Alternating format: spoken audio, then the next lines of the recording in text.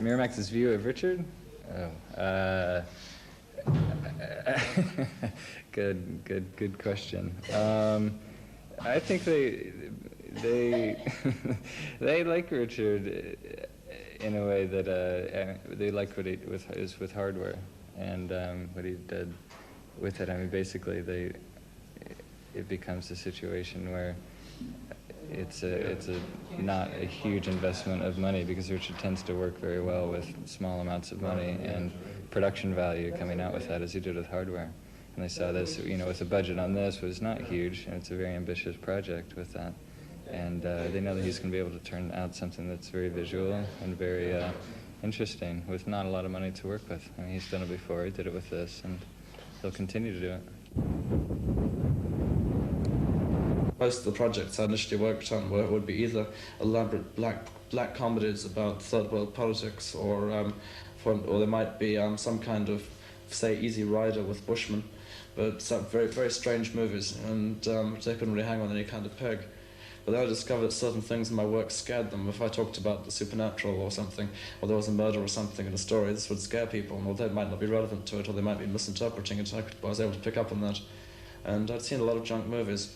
And when hardware rolled around, but my feeling was, well, shit, I can, if they won't let me do any of these, I can at least make a better B-movie than some of the stuff I'm watching on videotape. I never knew my father. I was brought up by a strong mother who was involved in witchcraft, anthropology and stuff, and I stayed on the road the whole time.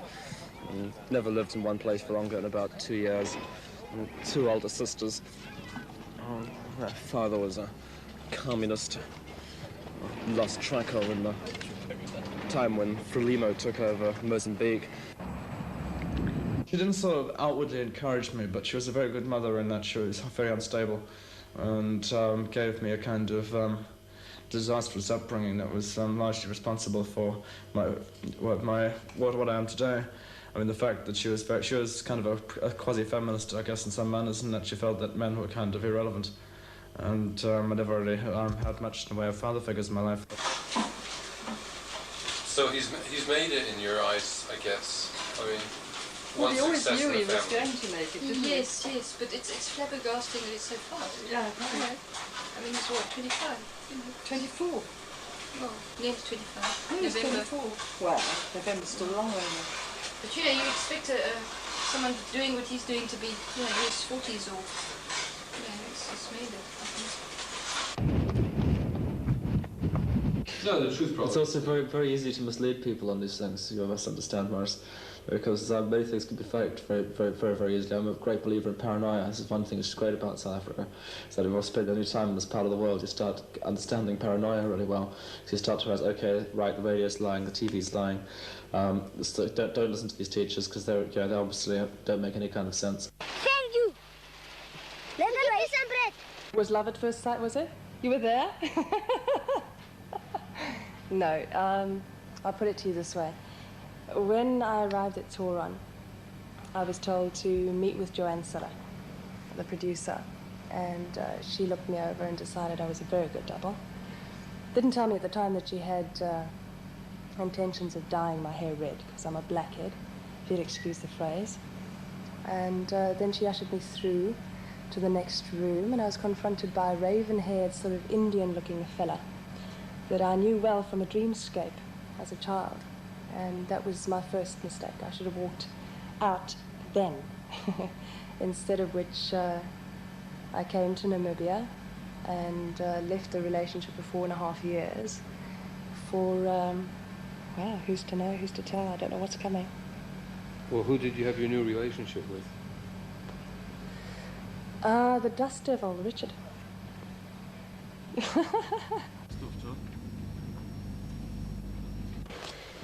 I had some radioactive waste here for ages in this bungalow. What was it? Trinitite. And it's this trinitite's an artificial, man-made mineral, basically, that was created when the Trinity test exploded, basically, the first A-bomb, and fused the desert floor beneath the Trinity test into a sheeted solid glass, but a kind of weird sort of glass called named Trinitite, which was as a result of this explosion. It's all covered over with concrete now, but a large hunk of this trinitite was cut from the valley floor before it was covered up with concrete. In fact, a piece of this stuff was actually here in this A-frame on this coffee table for quite a while in the last few weeks. It's just been packed off and it's gone back to London with my personal effects. And it was kind of amusing. We had this great glowing hunk of radioactive waste passing around. Somebody gave it to me, and I kind of picked it up and looked at it like trying to figure out what on earth it was and what they're giving it to me. And then they told me it was radioactive waste, which was kind of amusing. The bones in my hand ached afterwards. And you're taking it back to London, right? You're afraid of it? No, we all got kind of used to it after a while. But it just seemed curiously inevitable. The person who gave it to us said it was very laconic, told us it wasn't radioactive worth a damn anymore. Right, yeah, missed that one, but definitely there's this whole nuclear nonsense thing out here anyway. But it's uranium country. It's flat country, Namibia. It's a flat country, it's got uranium, it's got atomic nuttiness, it's got funny little border crossings and closed secret zones all over it. And it's also got vanishing hitchhikers in the road and ghosts. It's got lots of UFO sightings. There have been huge amounts of flying saucer sightings. So I don't know what it is about very flat countries like this. Is the same in southwestern America and places like Utah and Nevada. And a lot of vanishing hitchhiker stories from Utah.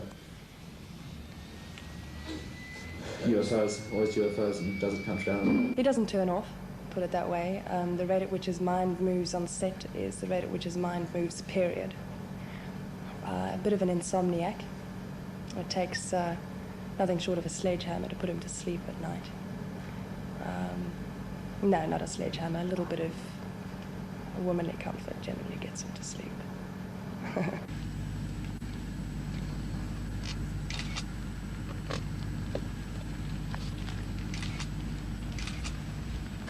Okay, well, it's all over for me here.